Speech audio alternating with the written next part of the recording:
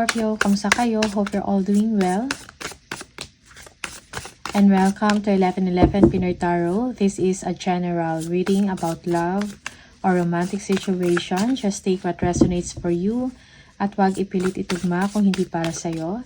Tingnan natin kung ano yung energy ng person mo. Please subscribe, like, comment, and share. And please tap the bell for updates. Maraming salamat sa'yo, Scorpio.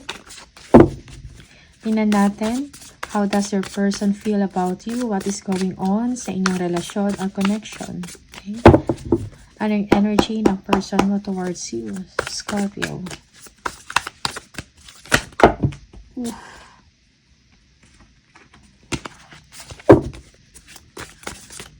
Energy ng person mo towards you, Scorpio.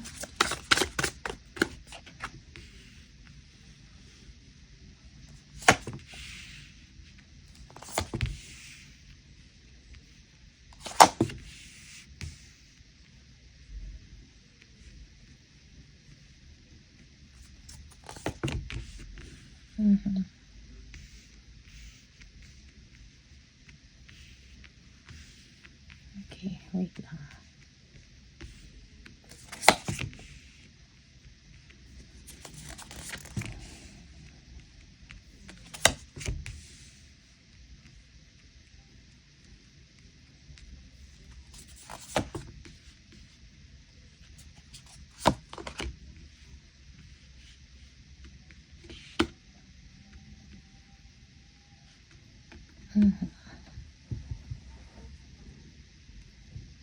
You're thinking about your person, Scorpio. You like this person pero parang hindi mo pinapakita or ina-express, no? That you want communication from them.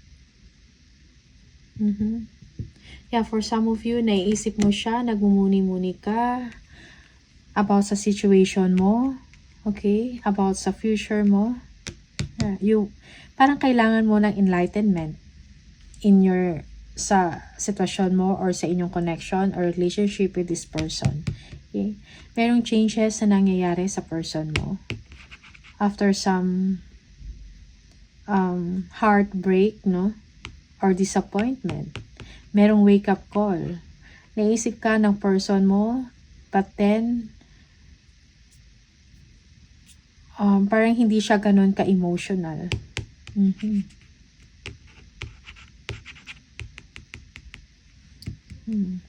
Merong separation na nangyari, maybe just temporary. Okay, and this is something na parang nalulungkot or nasasaktan yung person mo. Okay, you are being logical in the situation.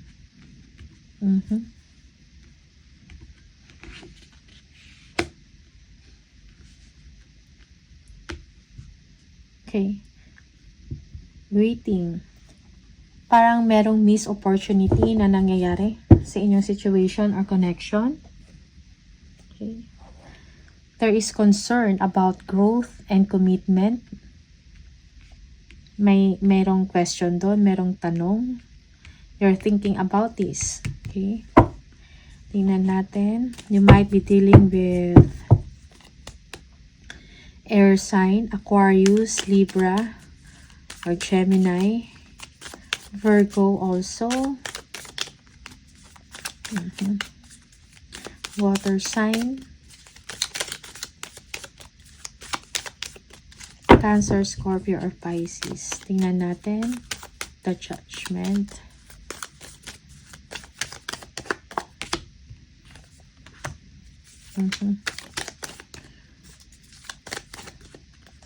Yung person mo nag-iisip about future plans. Okay? Merong wake-up call sa kanya. Maybe your person is thinking about communicating, no? Parang kakamusahin ka, communicate. Okay? Merong realization sa person mo. Queen of Wands. Okay? Yeah. Mahal ka ng person mo pero parang hindi niya sinasabi. Okay? Parang nagiging logical din siya at the same time.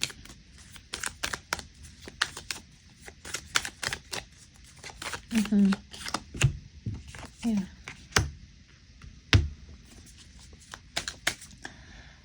Your person also is just waiting for things to settle, no? Sa situation ninyong dalawa. Kung merong imbalance na nangyari or hindi maganda na nag-cause ng heartache, okay? Or disappointment sa inyong relationship, parang nagbabay lang ng time yung person ninyo. Okay?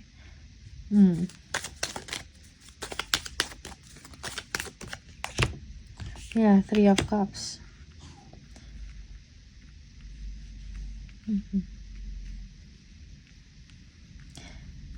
Parang may kailangan siyang balansehin sa kanyang sitwasyon. Okay? Thinking about 2 situation or 2 people. Parang nag-iisip siya, no? Nagpaplano siya. And is going to make a decision, Scorpio. 8 of Cups. Tingnan natin.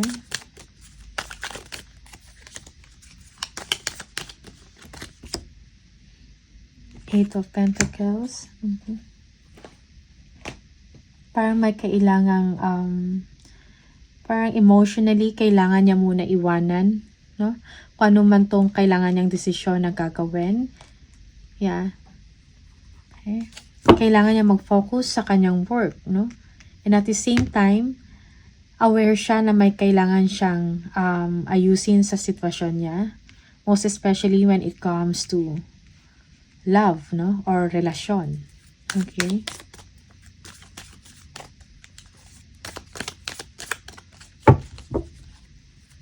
Yeah, yung iba sa inyo, this person, merong issues about abandonment. Na kailangan niya i-work out. Kailangan niyang trabahuhin.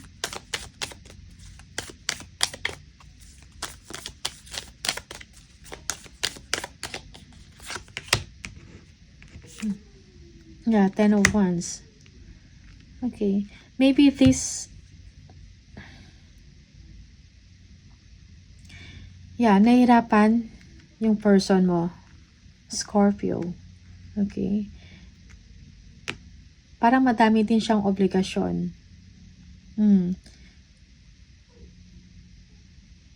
Or responsibilities, no? And it seems na makailangan siyang iwanan para maging maayos ang kanyang sitwasyon. Okay?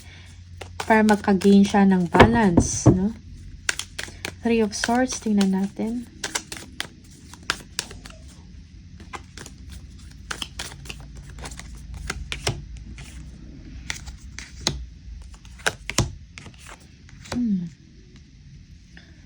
Yeah, your person is recovering, healing, okay? Parang merong silent treatment. Yeah. May kailangan muna siyang ayusin sa sarili niya, Scorpio. Okay? Yeah. So, wini-wish ng tao na to na maging maayos ang sitwasyon niya.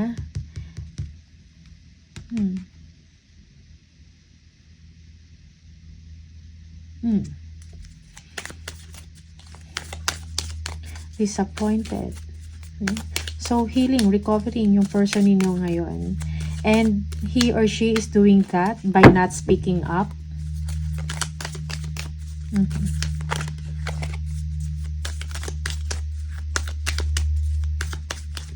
Merong desire sa person na to na makipag-usap, makipag-communicate sa inyo. Parang titingnan kung ano yung mga chances niya sa inyo, Scorpio. Planning to communicate with you for some of you. King of Swords.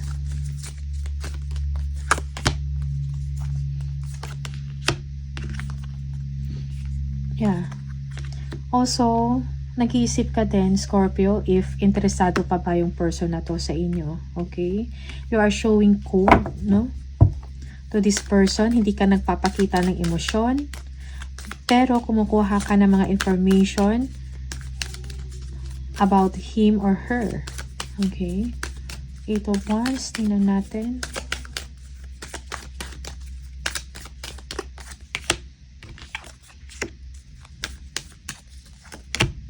Okay. You want your person to communicate with you. Okay? Para mag-express na gusto ka pa niya. Okay?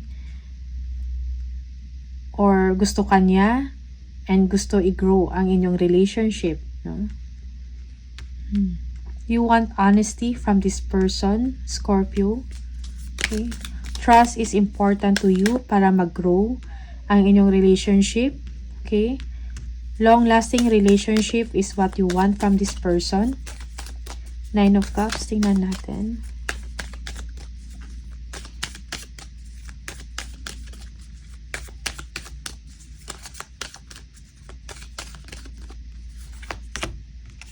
Okay.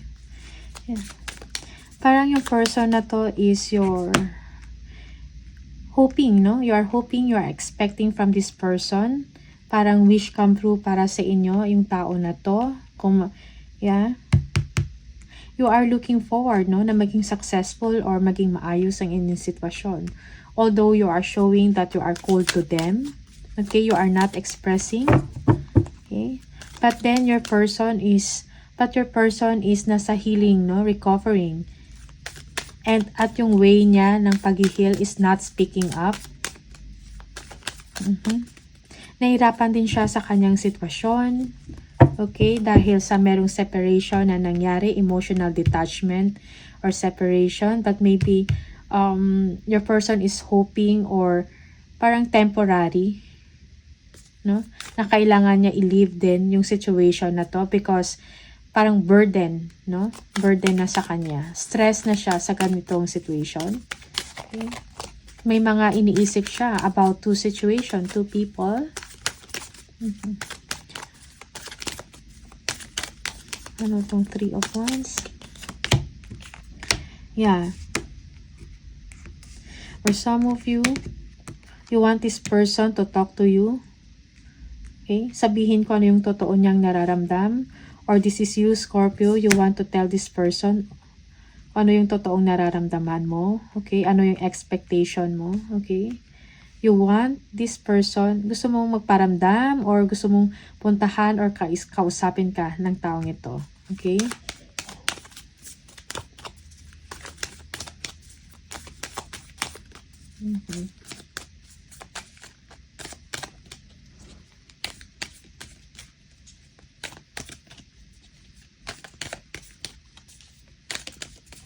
Yeah. And the Hermit. You're thinking about this person, taking action, no, towards you. Parang i-express niya yung nararamdaman niya through action. Okay? Yeah. You love, no? You love this person, Scorpio. Nagmumuni-muni ka. You need enlightenment also sa inyong situation.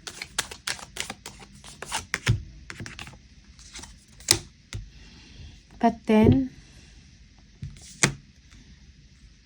siguro naalala nyo kung meron man nangyari na mga paglilihim, no? Pagtatago, merong deception, stealing, or dishonesty na nangyayari. Naalala mo pa din. Okay, for some of you. Or naalala mo. Something like that. Because meron kang 3 of Swords. Yeah, your person is parang nagsisisi, no? Merong pagsisisi from this person. Okay? Yeah. Nahirapan din siya eh. Okay?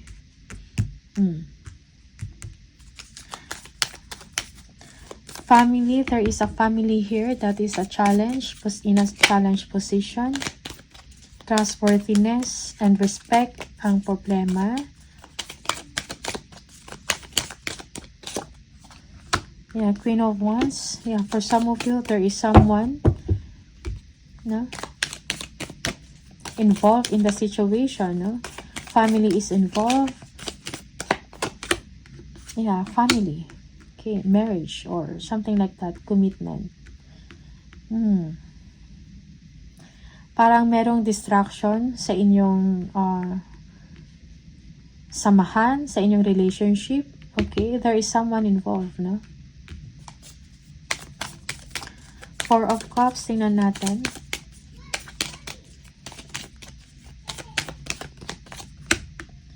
Yeah, naalala mo to yung person na to. I think merong miss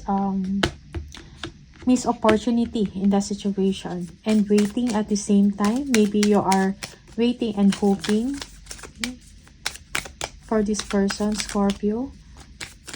Namimiss mo yung mga moments or yung mga past mo with this person. Yeah. You're thinking also kung maybe yung iba sa inyo, you are waiting, no? Parang hanging yung situation or waiting that someone or isa sa inyo or yung person mo mag-take ng action towards you. So, merong missed opportunity in the situation. Okay? Yeah. May issues, no? About commitment. Okay. Merong panghihinayang. Tingnan natin, hidden fruits.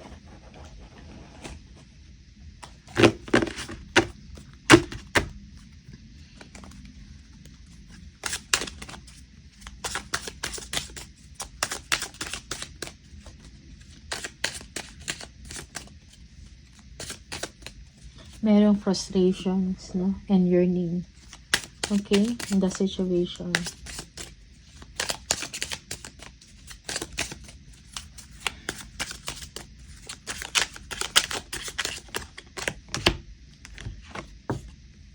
You were the best thing in my life. Okay? Some truths, no? In your situation from both of you. I hid who I really am from you. Okay? Merong pagtatago. No? I look for you everywhere. Okay? So, merong missing. No? Namimiss ka ng person mo or this is you, Scorpio. You miss this person. Okay? Messages for Scorpio, please.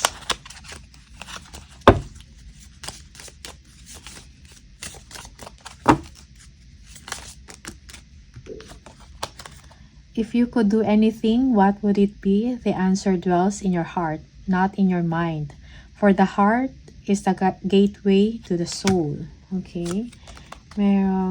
Okay, sexual union. Honor the place in one another where you are one eternal soul. For there you will find true bliss. Okay? Messages for you, Scorpio. Okay? So these are the energies and the messages for you. I wish you all the best. Maraming salamat and see you on the next video. Bye!